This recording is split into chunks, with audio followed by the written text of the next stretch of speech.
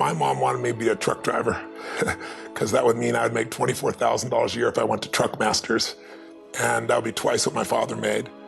And she thought that would happen, but something inside of me said, I don't want to drive a truck. There's something else that matters more to me, and I decided I was not gonna go for money instead of passion.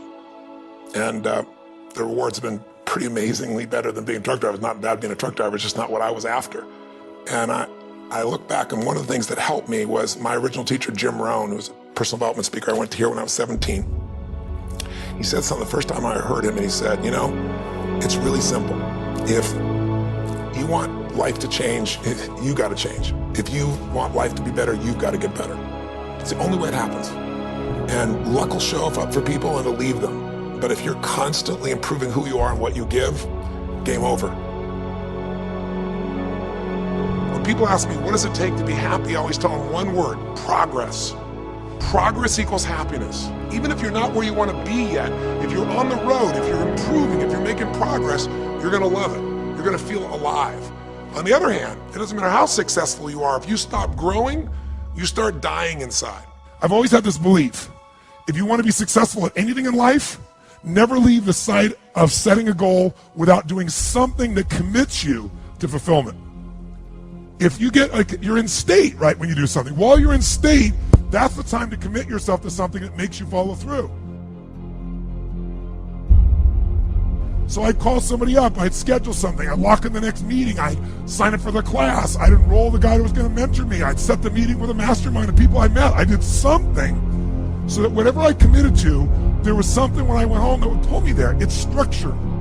This could be the greatest time you ever live if you control what you focus on, if you find a more empowering meaning, and if you decide to model the actions of those who succeeded before you. It can be the best financial time, the best emotional time, the best spiritual time of your life, but you better take control of your state. And if you think you're gonna do it just by today, you're wrong. You're gonna need to get yourself some rituals. Right now, every one of you in this room is controlled by your rituals. I don't just mean this one, I mean every morning you get up. I know your body, I can look at your body right now, and I can guess your rituals. Some of you, your rituals to work out 5 times a week, I can see it clearly. 4 to 6 times a week, it's obvious. Because you couldn't look like that if you didn't do that. Some form of workout, I don't care if it's walking, lifting, whatever. Some of you, it's obvious that lifting weights is part of it. You can see by that man's muscles. I know what his rituals are, because your life comes from your rituals. And if you don't develop the ritual, you're kidding yourself. How many agree with me on this? Raise your hand and say, I. And there are rituals that put you in state, and there are rituals that take you out of state. But if you've got what you know, that focus, the target, and you got the toolbox, and you're still not getting what you want, it's because you got inner conflicts. That's the third pillar. You've got to resolve your inner conflicts. Because that, as I try to explain to you, 80% of success in anything is your psychology, and 20% is the mechanics. So those inner conflicts are when you take 2 steps forward, you pull 3 steps back. Right? When you say, boy, I'm totally committed to this, but you don't follow through. This is my expertise, the why guy part. Why? Why do you keep saying you want this? You have crystal clarity, you have the tools, and you're still not getting it? There's a conflict in you. Align your life with what is most important to you. And then once you are in a position where you're aligned, guess what you'll do? Take action. You won't have to work at it. When everything's in alignment, there's nothing pulling you away, boom, you go for it.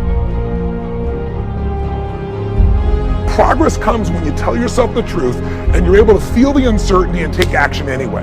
The thing that stops us all is fear. It's no surprise. Fear of failure, fear of rejection, fear of the unknown, fear of not looking good. And that fear we could translate into the simple thing of uncertainty.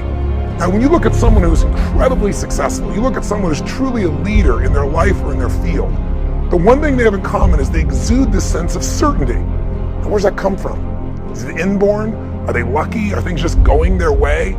No, great leaders know how to step in the uncertainty and bring the certainty to the situation. Most people in life, we really feel like the level of stress in our life comes to how much of life do you feel like you control, or how much does life control you? Do you tend to control more of what's going on, or events controlling you? It's very easy to have those events start to take control unless we take control of what's between our ears, our own mind. You see, what you and I focus on massively affects how we feel, whether we're thriving or surviving. If you focus on what you can't control, if you focus on the past, if you focus on what's missing from your life constantly, that pattern of focus will make you frustrated, overwhelmed, depressed. It won't even matter if you're taking antidepressants. If you keep focusing on what you can't control, what's missing from your life, you're going to feel depressed still. You can take as many antidepressants as you want. Focus equals power.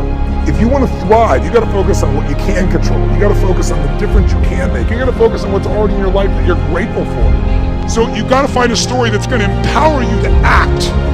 A story that's going to get you to find the breakthrough. Because otherwise, with a lousy story, you'll never find the strategy, or you'll come up with a reason why it's too expensive, you can't get there, you can't access it, or you'll even get the strategy and then half-assed apply it just so you can reward your story that says it doesn't work because I tried it. Resourcefulness is the ultimate resource. And if you don't have what you want, stop telling yourself the story because you don't have the money, you don't have the time. That's bullshit. It's because you haven't committed yourself where you would burn your boats. If you want to take the fucking island, burn your fucking boats. And you will take the island because people, when they're going to either die or succeed, tend to succeed. But most of us give ourselves a way out, and that's why we don't have what we want. I was thinking about where this journey began for me, my desire to serve. Every day before I get on stage, I do this thing to whip myself into a peak state, and then my last words are, "Use me, Lord." That's my prayer. And every day my goal is to be a blessing in people's lives. Just do more, give more, share more, create more. What you need will be there. It's like air. You don't stop to think about when you take a breath whether it'll be there or not. It's always going to be there. Yeah. You just got to do your part. Early in my life, one of my mentors, a man named Jim Rohn, said, "Tony, all you have to focus on in your life is find a way to add more value than anybody else does, and you'll never have to worry about anything."